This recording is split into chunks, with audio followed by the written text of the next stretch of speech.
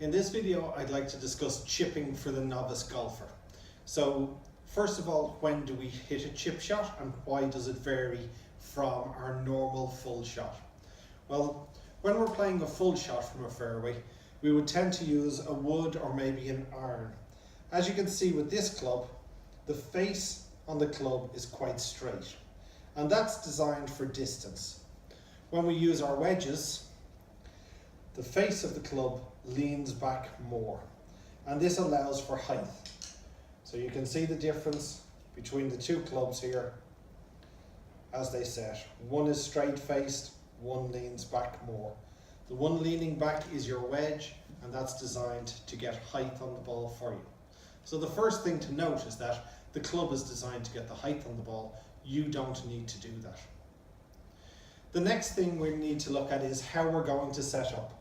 So when we set up to the ball is going to be fairly centered in our stance, and we're looking for our weight to be on our lead side. Now remember, when we discuss putting weight on our lead side, we talk about the upper and lower center, so the center of our shoulders, the upper center, and the center of our hips being the lower center, and that they move forward one directly above the other. So putting our weight on our lead side is not pushing our hips forward, pushing our shoulders forward, but in fact pushing both our hips and shoulders forward, one directly above the other. So once we get into this position, with the ball in the center of our stance and our weight on our lead side, we're ready to play. Now the key here is the length of the swing will dictate how far the ball goes, but brushing the ground will dictate whether we get the ball to go airborne or whether it goes along the ground.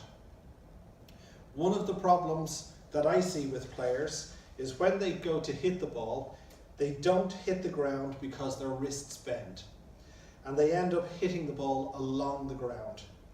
When we play our chip shot, if we keep our left wrist straight throughout the swing, we have a better chance of clipping the ground and so causing the ball to become airborne.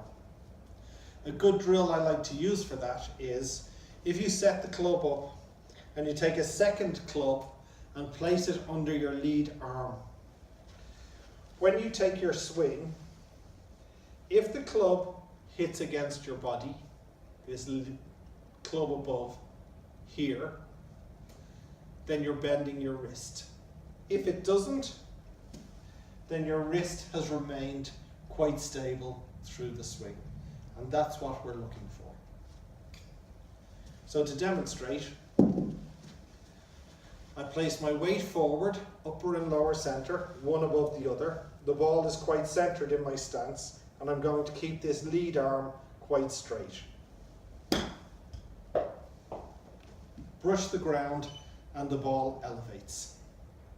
I hope this video is helpful, and we'll talk to you again soon.